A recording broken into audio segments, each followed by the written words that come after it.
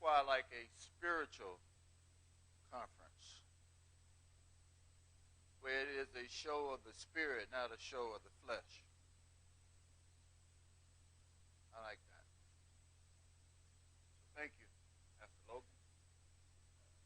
Pastor Smith, thank you so much. And that message, for it to not be a show of the flesh, we got to hide ourselves in him first. Then we can show him. He's into the multiplying business.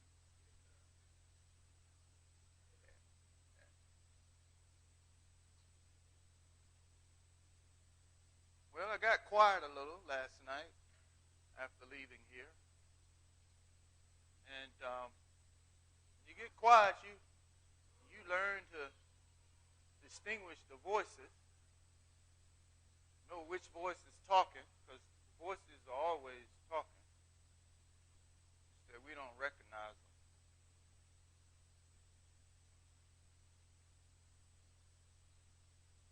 God was saying to do this morning, this message this morning, or teaching this morning. And my voice was like, nah, not ready. I know you're not ready, but I am. Just let me flow. Let me flow through. So, why don't you go ahead and pick up in the Old Testament, grab 1 Samuel 23. And in the New Testament, let's look at 1 Thessalonians. 1 Thessalonians. This came together in the quiet time. I'm like, well, Lord, I've been flying since 9:15 the night before. I need sleep. I said, no. Let me give you something first. Stay quiet. Quiet yourself down. Sometimes we have to stop our minds from running in order to quiet the mind to hear the mind of Christ in us. Voice of Christ, if you would. But in 1 Thessalonians chapter 5, this is real fresh right out of the oven. So look at, he just come off of telling them to encourage one another in verse 18 of chapter 4 with that thought of the return of the Lord. And I tell you, that's a good thing. Sometimes that's all you can wrap your mind around, that the Lord's coming back and I'm going to be out of here and this is going to be over soon. And sometimes you get to the place where this is the hope you have left.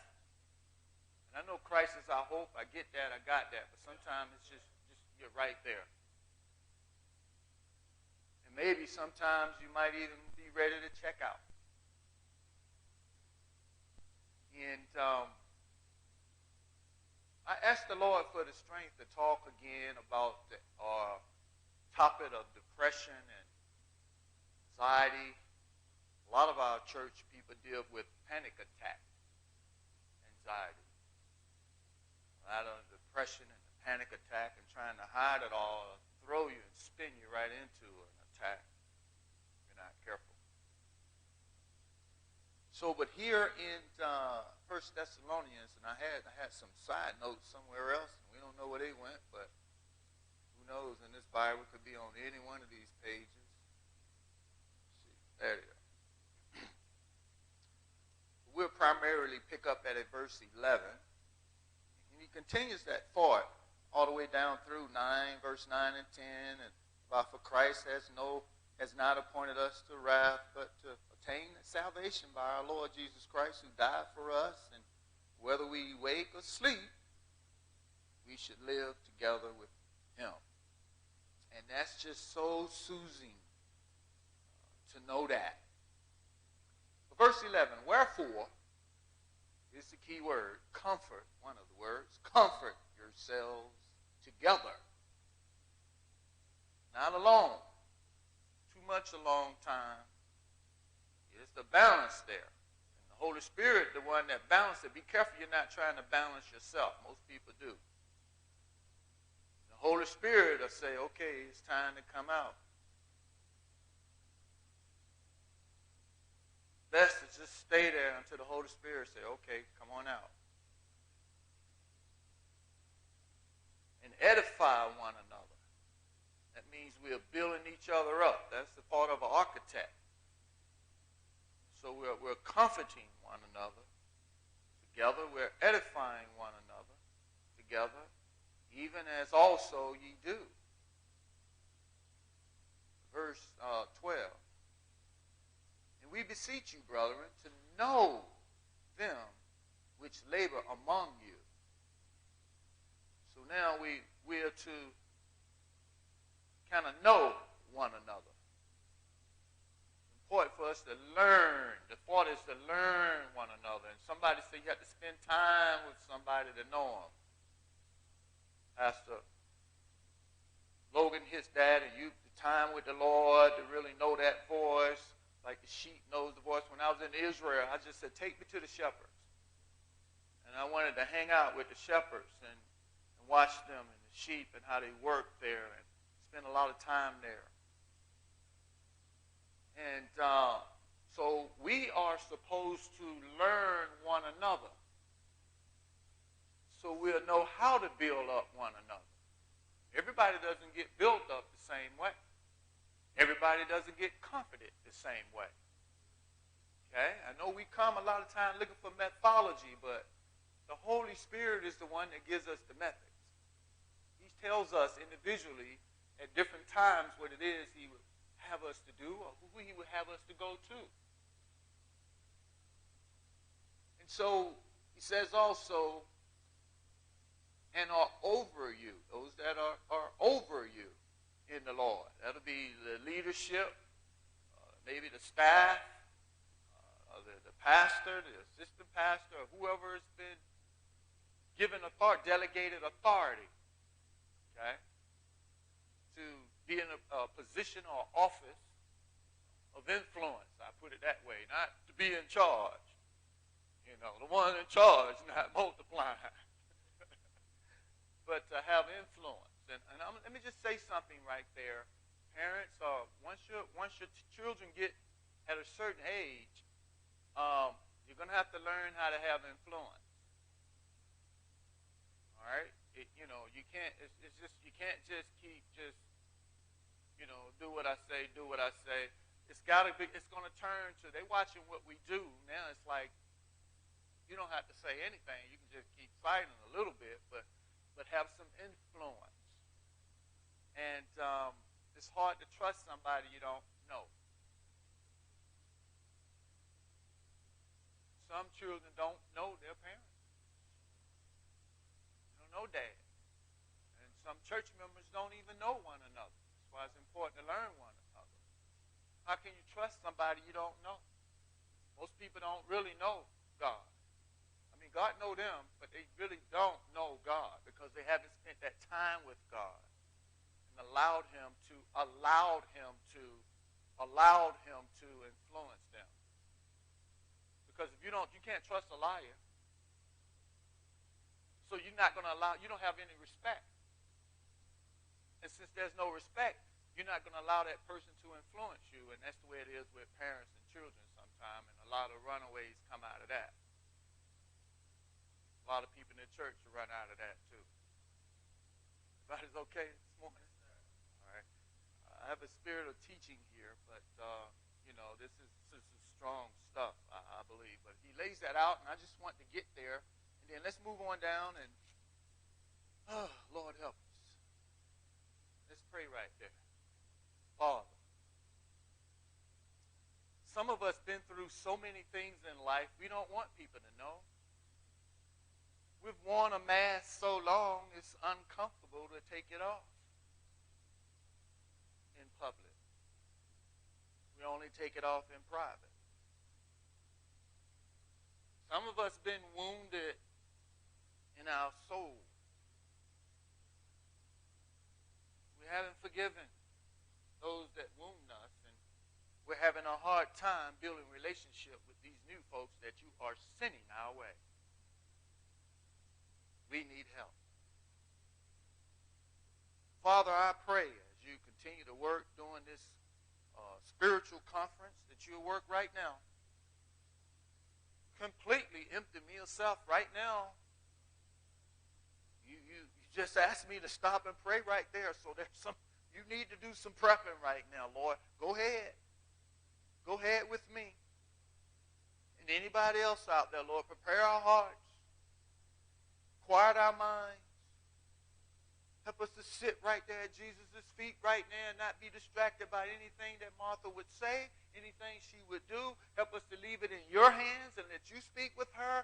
Lord, if it's any spirits, maybe right now at this point, Lord, take care of them, push back, put a hedge of protection around this place, Father, because there's something important that you have for us. We love you. We need you. We ask this in Jesus' name. Amen. In verse 12 of 1 Thessalonians chapter 5, and we beseech you, brethren, to know them which labor among you and are over you in the Lord, and admonish them. Watch it now, verse 13. And to esteem them very highly in love for their work's sake. He goes on to say, and be at peace among yourselves. Now, we exhort you, brethren, warn them that are unruly. Here's what we're looking for again. Comfort. Up in verse 11, comfort yourselves together. Right here, comfort the, let's say it together, feeble mind. The feeble mind. Support the weak. Be patient towards all men. I want to just stop right there and look back at that feeble mind. That feeble mind needs to be comforted. That feeble mind is a heavy mind. That feeble mind is a distressed mind. A mind that is in a state of depression. Maybe a state of oppression. God is saying that we need to be able to comfort that person whose mind is feeble right about now. That mind might be shaken a little bit. The Bible talks about the shaken mind. It happens. And as you know, when you go to new levels, there's new devils. I don't have to tell you anything about that. Sometimes the preparation at this level might be for the next level of devils.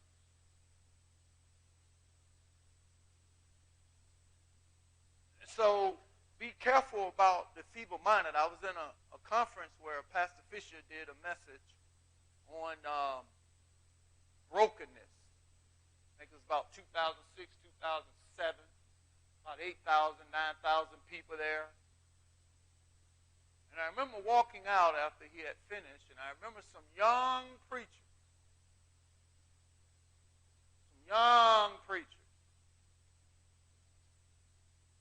Despise that. Feeble mind. Wonder what they face along the way. Your mind might be good and strong, and you do have a sound mind. God gave us a sound mind. Okay, but it can shake. It can get feeble, weak sometimes. And many a times God wanted that way for his purposes. Over in 1 Samuel chapter 23, we'll look at some things, and then I'll open it up, give you some practical stuff, and you have some questions kind of qualify myself a little bit to speak on the subject because many people are writing books and don't know anything about depression or anxiety or panic attacks. They just know how to write books. But since a teenager, I dealt with the depression. Some mornings couldn't get the covers off my head to go to school. And my dad, that was part of the process of me getting there, I believe, would come from wherever he were to get me to school. He was part of the reason forsaking me and Mom. It led to, I believe, that depression. I wanted my dad. I love my dad. I would take 3 buses in Atlanta to get to where my dad worked, just to stand and look and see him at a distance and take 3 buses back home.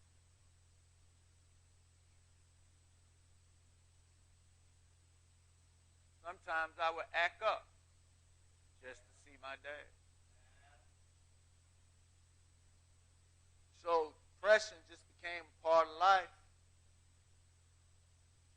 Got saved, and it still was that one of the weights of my life. And anxiety, because of things that happened to me as a child, things I've seen as a little one I should not have seen, been a part of. Just the anxiety of going down a dark path or an alley or a room where nobody's at. Lead to a panic attack.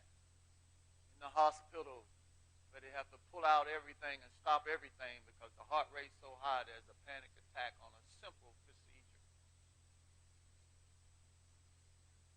I think I know why God put me and Pastor Fisher together in 2000. So here we are with David. I think David knows something about a heavy mind. When I was in Israel, the Star of David was everywhere. I had a general that went around with me and on the tour, retired general from the Israel Army. He opened up doors that the tour groups couldn't open. And that David multiplied. He multiplied. Men would intentionally line up behind him to follow him. He didn't have to mandate. He had influence. Here in chapter 23, he's in a pretty bad spot. You got javelins being thrown at you. You've had your wife given to you and taken from you. You've been put in positions and circumstances and situations hoping that your life would be taken by the man you loved and the man you became an armor bearer for, and you loved him, and now you're in this position that you got javelins could be thrown at you at any time. That's a heavy place to be. God's done anointed you. You got the touch of God. You got the hand of God. And it's like, well, hold on. Am I, you can get to the place where, am I saved? I had to work through that one. And you just, you get to the place. Have I really been anointed to preach? I mean, what am I doing? I'm a step between life and death. David was being prepared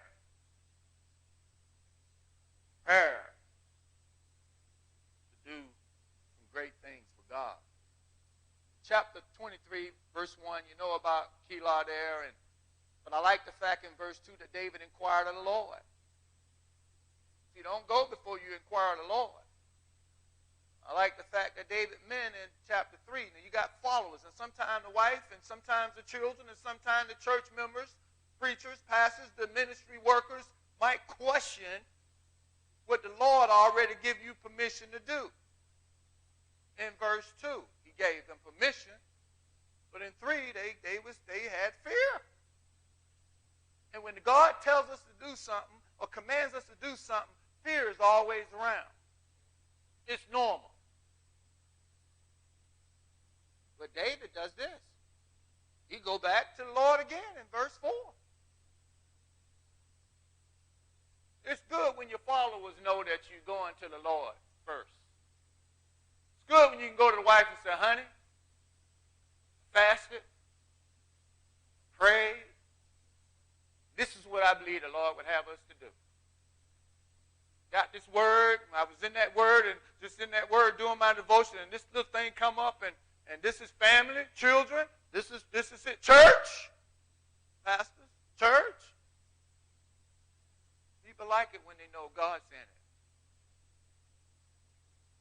You don't have to mandate in. You have an influence flowing. It's not even your influence. Let's not get full of ourselves. We didn't think of it. We didn't come up with it. So that's what we see here. But I made a statement last night, and I didn't see how God would tie these two things together, but I made a statement: when men will run to God, God will then run men to them. Some of us not getting in that secret place in Matthew 6:33, you mentioned there, 6:33, 34, seek ye God first. Okay? But people not getting in that quiet place first for God to send people to him. David inquired. David inquired at Ziklag when they was about to stone him. He lost his wife. He lost all that stuff, and he got with God. God could let him stumble across a man along the way. God seems to just put humans in certain places when we do that. Somebody in here is a little heavy right now. Somebody in here, the anxiety just a little bit there, and don't run to the doctor before you run to God. God might put a man in your way that say, hey, look, I want you to fast for 21 days. And I'll clean that up. So he's paying attention to the Lord there, and in verse 6, something happened after you know what happens there and all, but look at verse 6. And it came to pass when Abiathar, now, fled to who? Oh, God sent somebody running his way. That's the one at Ziklag. He bring that ephod here. You follow? In our heaviness, listen, this is what, we really can't, our minds cannot even take mental notes. It's best to journal. I heard what you said. Because God will give us something that we need to write it down. Sometimes we can sit here with that young, strong mind and take the mental notes and keep it in place, but you better learn to write it down. Because when you hit in that spot and you never even been disciplined or trained to take notes, you're going to be a mess in a mess. Thank God I learned to take notes. I look back, Brother Joel, look, man, wow, I know I didn't write it. I was the instrument. I'm like, wow, whoa. That encouraged me for the morning. Maybe for the day, but for that morning.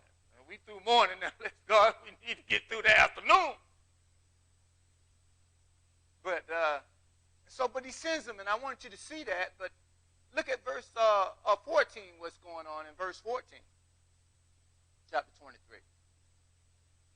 David's abode in there in the wilderness, in strongholds. Pastor Fisher did a message, if you can pull that up somewhere, about staying in your foxhole.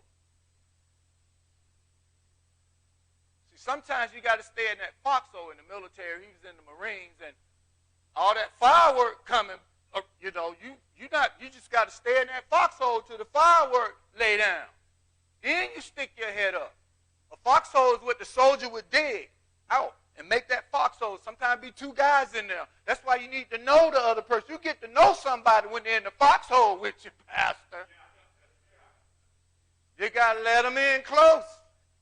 You got to let somebody in close. Mentoring, discipling, whatever you want to call it. You got to let them in close so they can learn you.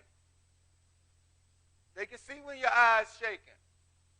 They can see when you're not, when you can't handle that giant coming because you're at another stage in your life, David, and you need Abishai right now because we don't want the light to go out. Somebody know the Bible?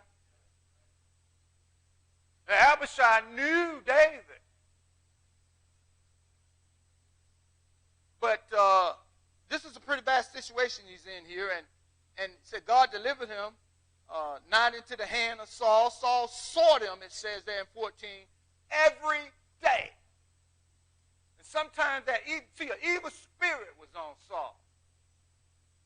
And the devil can put an evil spirit on somebody, and they can be seeking to destroy you, your ministry, your marriage, your life. It's not them, it's the devil. But the thought is this, every day. And it'll get heavy. It's heavy for David right about now. But look what happened. 15, and David saw Saul come out to seek his life. He's in the woods. But 16, watch 16, and Jonathan, Saul's son. It could be anybody. I mean, you wouldn't think the son of the enemy would come. So be careful now. God might be sending somebody your way and you're pushing them back. Be careful. I've seen God put people in church. The pastor push them right out. Ministry leader, we push them right on out. I push people out. Shame to say. See, what Saul didn't understand is that David's 10,000 goes to his account, Saul's account. You just push 10,000 out of your church multiplication because you want to add one at a time to you. So, but there's Jonathan. He went to David in the wood. There's somebody God sent him and strengthened his hand in God. We need that. We need that. I just want to look at a few of these. Look over in chapter 23. Look it down in, what's that, verse 18? We got 18? Made a covenant. Look, they made a covenant before the Lord. And David bowed in the wood. Jonathan went back to his house. But God sent somebody to strengthen him. Maybe somebody might be passing through, and God don't want you to hold on to him. There's time he wants you to help them. There's other time when he wants that person to help you for a time. Well, anyway, let's keep moving. This is all fresh. 2 Samuel. 2 Samuel 15. Problem is, we don't have the quiet time we're supposed to be having. We're not running to God. We're not inquiring of him enough or first. And let him send who he wants. Look, my mind's already feeble. My mind's already shaking. How can I decide who's going to help me? That's when you don't want to make any major decisions. We'll get into maybe some of that. We get some practical things here. But that one just came up. We got to write that one down. Forgot about that. Learn that from Fisher. Keep that pen with you. That's why I said, let me borrow that pen and see what God teach me. But he's preaching to me. Well, he's preaching to you, too. He's doing it. But look at chapter 15. Now, what you got here in chapter 15, of course, you got David's on the run.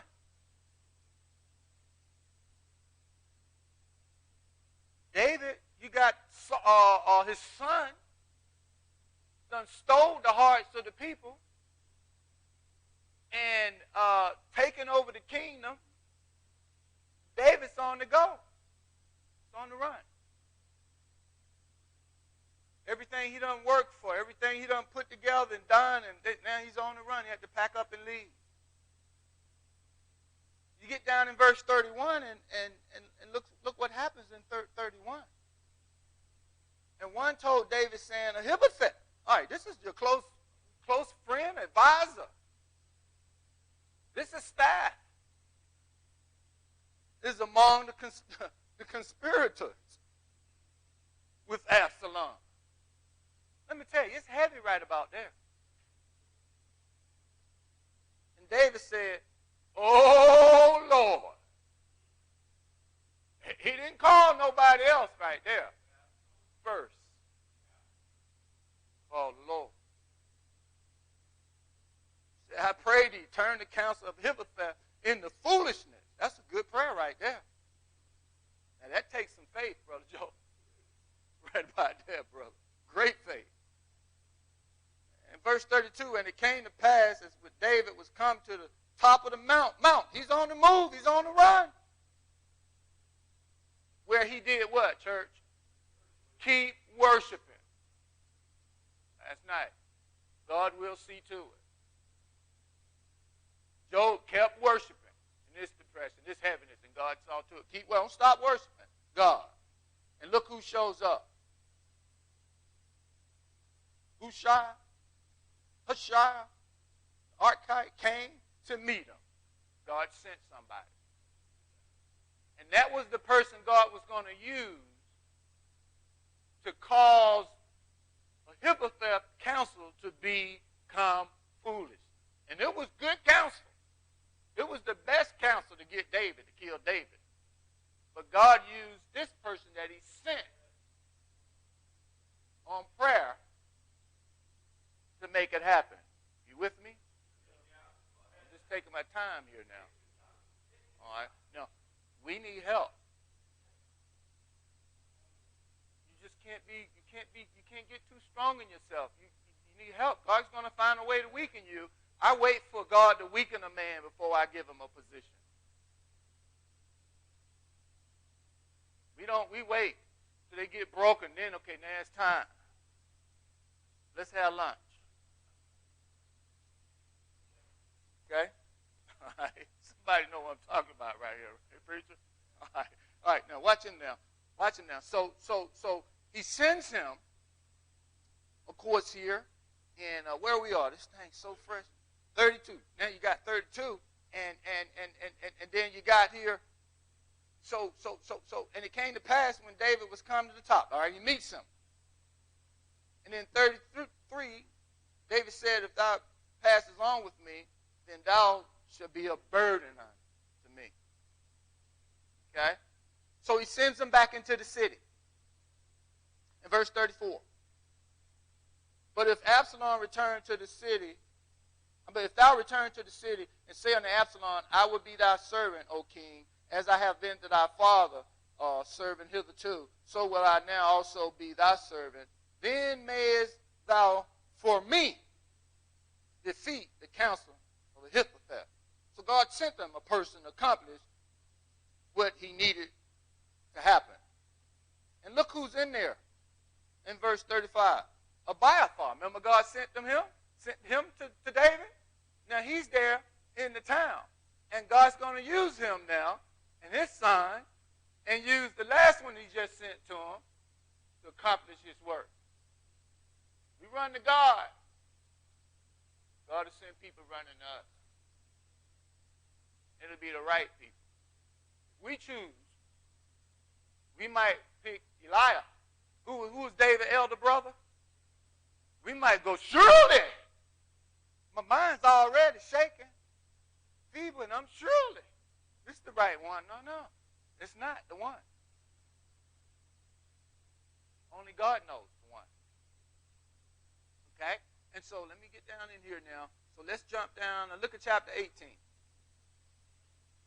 Man, he became a spy, didn't he? Chapter 18. I'm going to figure this out in a minute here. In chapter 18, verse 27, you got David now. He's still going through the same thing here. We're in chapter 18, verse 27. Let me get there. I want 18, 27, 29. No, that's not what we want. I don't know how I got there. I know what I want.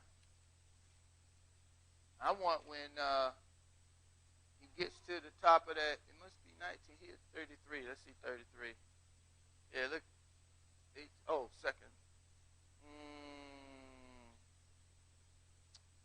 Absalom, victory. Look at verse 9. Let's get into 19 then. We'll just get right to 19. I'll come back to that one. I'll find out. In chapter 19, now, David, Absalom's dead. Anybody ever lose a child? Okay. We heard about that. I mean, Absalom dead. Okay. Now, I know he's done wrong. He's done bad, but I'm saying that's his son.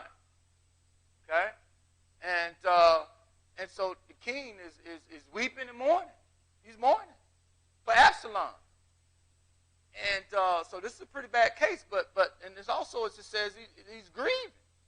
King grieved for his son in verse 2 when he heard it. I mean, this is bad. And now Joab is getting this information. He's finding out about it. And the people in verse 3, the people got them to steal it that day into the city. And so this victory, if you would, in verse 2, has been turned into mourning. And the people is just like in a bad place. As the people being ashamed in verse 3, steal away when they flee in battle. So it's just a bad report that Joab gets of this state that David's in and how it's affecting the people. Verse 4, but the king covered his face, and the king cried with a loud voice, "Oh, my son Absalom, oh, my son Absalom." But again, look what God does. He sends in Joab. And Joab came into the house of the king and said, "Thou hast shamed this day the face of all the servants, which this day have saved thy life and the lives of thy sons and daughters and lives of thy wives and concubines." So he lays all this out in verse 6, and then and those that lovest thou love thy enemy and hatest thy friends, for thou hast declared this day that regardeth me princes and servants. For this day I perceive that if Absalom had lived and all we had died this day, then it had pleased thee well. And then he goes on to say, "Now therefore arise, go forth, and speak comfortably unto thy servants. For I swear by the Lord, if thou go not forth, there will not tarry one with thee this night. And that will be worse unto thee than all the evil that have befell thee from thy youth unto now." And he had a lot have befell them. Verse 8, "Then the king arose, sat in the gate. And they told unto all the people, saying, Behold, the king does sit in the gate. And all the people came before the king. For Israel has fled every man to his tent." Now here's what I want you to see. We can look at that and say, that's pretty harsh. But when you're dealing with depression, you can easily become selfish. That's why it's easy to even want to take your own life. You got children, you got a spouse, you got people. I'm just saying that, if you've never been there, then you don't know what I'm talking about. But you need somebody that can give it to you straight. And that's what I like about, like me. I got accountability person. One of them is Pastor Fisher. The other one's my wife. My wife going to give it to me straight.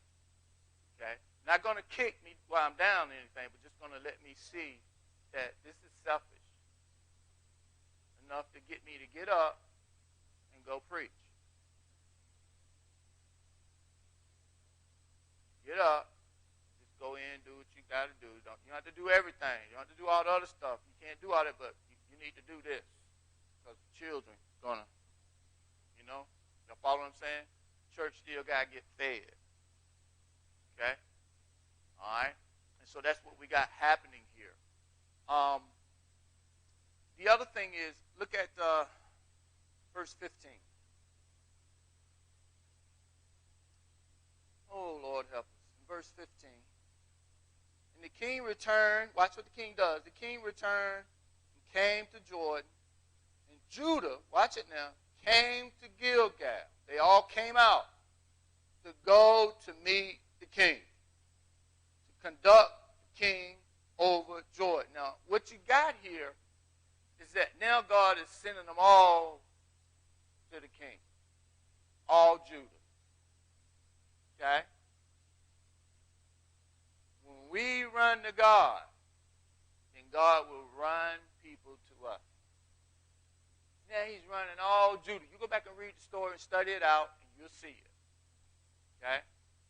And God used those men that he had ran to David at first, even Abiathar, in there, because he told them, go give counsel to the leaders this. And when he gave his counsel, then they all ran to him. God did that. God brought all Judah back there. God brought it together. God put it together. But he used a broken man. He used a broken man to take 400 broken and build an army of 1.5 million. He used a broken man to do that. He used a broken woman, Ruth, to encourage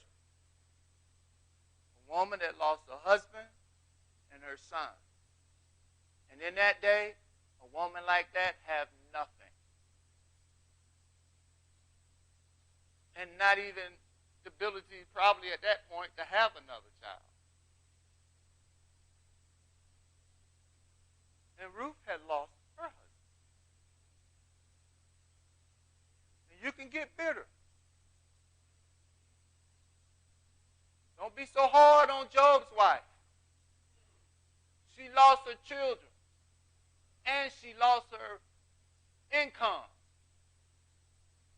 No security.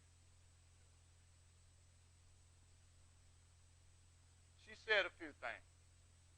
But it was heavy. One thing we don't want to do, and I got to go write that down, is judge.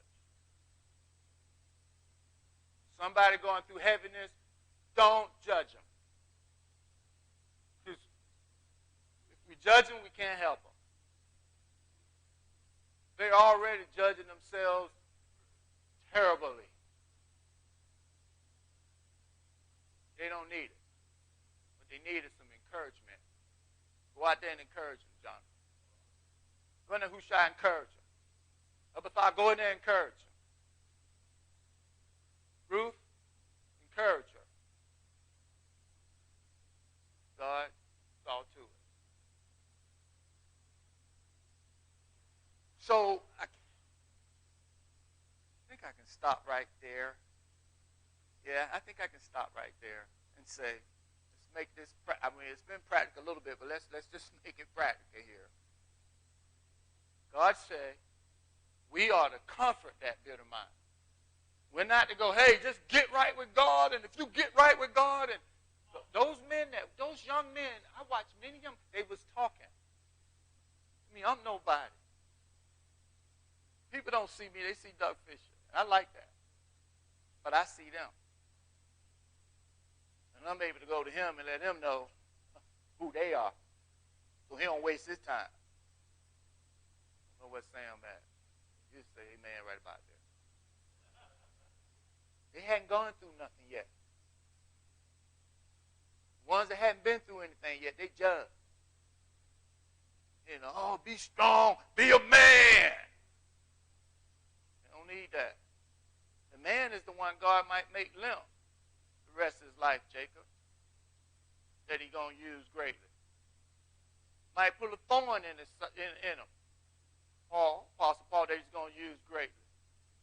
Am I listening? I had to take somebody from her. Her husband, so he can use them greatly. So, with we've been through a little something lately in our church. And but I tell you, when Fisher deals with depression, and I have liberty to say that. because he's into helping people. And he's the only other man I've seen that open up and share that kind of stuff is you. When I first got there, he used to say, be transparent. I'm from East Coast, Georgia, North Carolina. Pastor first in North Carolina, preaching. That's why I learned. I mean, I'm like, he said, be transparent. I'm like, what? Actually, I'm like, what's that? And then one day I was preaching a long down the while because I'm like, I studied transparent. I'm like, okay, let me try to be that, and I couldn't be it. Couldn't do it. I wanted to, but I couldn't do it. Somebody listening? What was the brethren thing? I'm writing this message, and I know the professor going to want me to put this in there. I know he's going to want me to say something about this. I can't say anything about that. I know this camp is in the house and all that. No. You don't have to do that when you go through something. Because it's like him. One day I was preaching. It was all men, big men's meeting. And I got transparent about something I wasn't for my wife, or right from the wife or something. And I hear this voice come from way I know. Man, you're being transparent.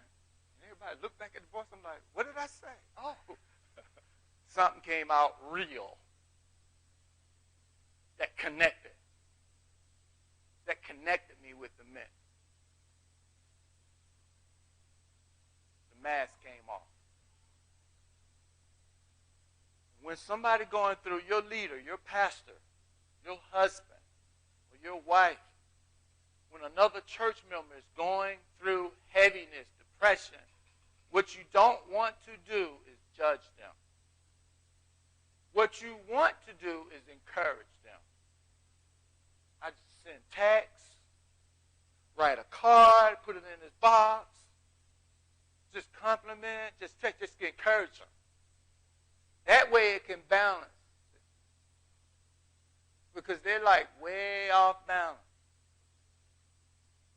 What am I even doing preaching? Why don't I just let somebody have this that can do a better job than me? Some of you don't understand this. Okay? But it can get bad. They need encouragement. A lot of it. A lot of it. Until God brings them through. Which means love. Because charity bears all things. Got to be love. Over even in chapter 6 of Galatians, bearing one another burden is that law of Christ, love. We got to love them. You have to love them.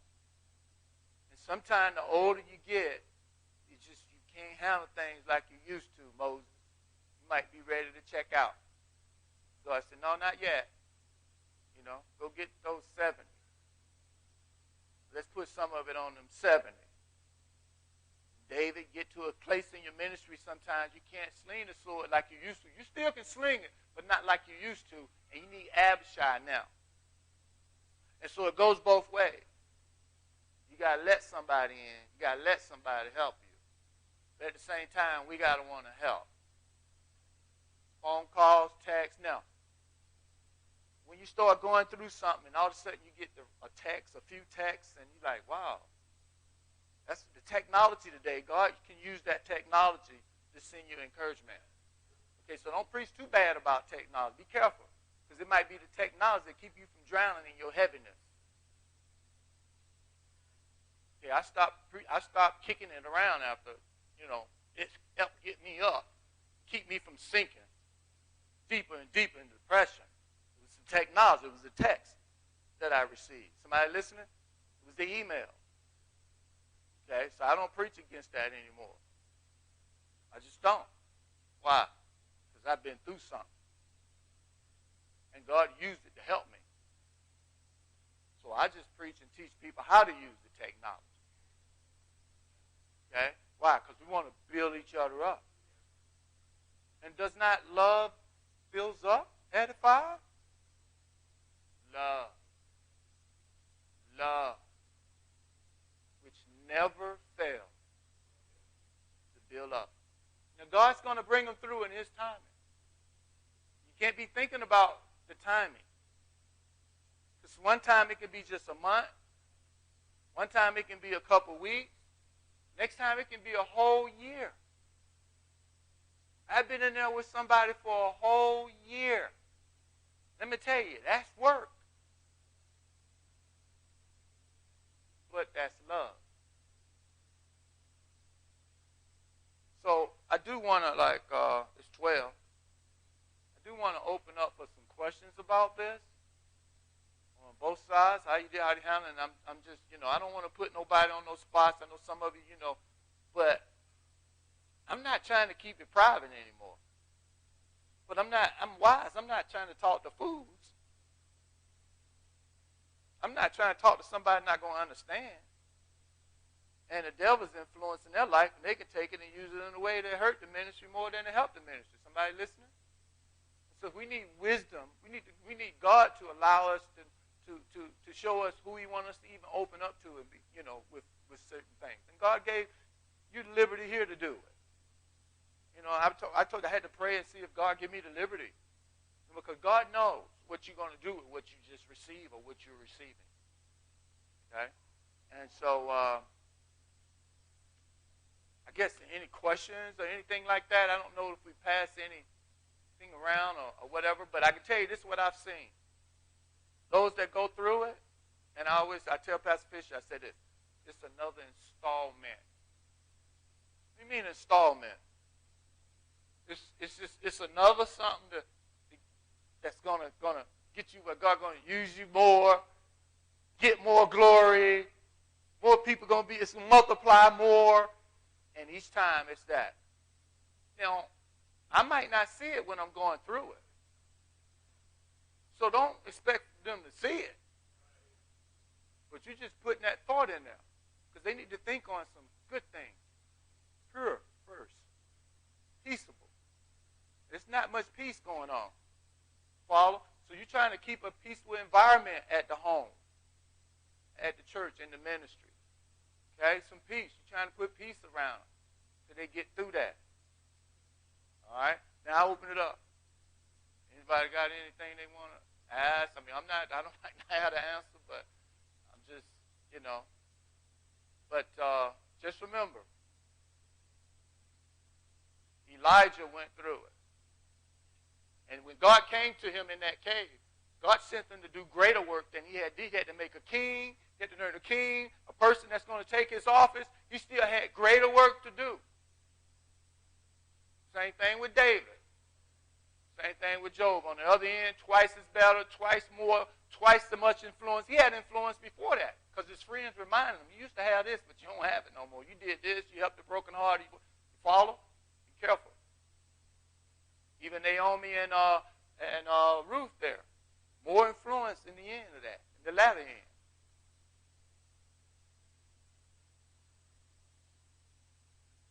So everybody's okay?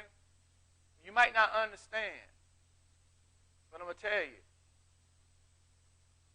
They're ready to quit. Ready to quit on the marriage, quit on the ministry, quit on life. Need to be encouraged. Remember David. Job wished. Elijah wished. Who's that? Job? Wish he wasn't even born. He got bitter too. I know we're talking about Job. He had a little bitter stage there. I think you preached about that. So just because somebody a little bitter don't mean, hey, you kick them to the curb. Ruth had what it took to go with a bitter person. So she got through that. Got sweet again. Right? We need some Ruth. Need some Abishai. Need some. And Abishai, listen, if David said, don't take his head off, Abishai didn't take his head off. Abishai worked off permission. He stayed within his jurisdiction. That's the kind of person we want that's going to be our armor bearer, that's going to be there to help us. Not somebody that's going to do go out and do their own thing like Joab eventually started to do. Killed Abner. David loved Abner. Abner was the general when David out there fighting Goliath. But go ahead. Anybody, anything they want to say, go ahead, Mark.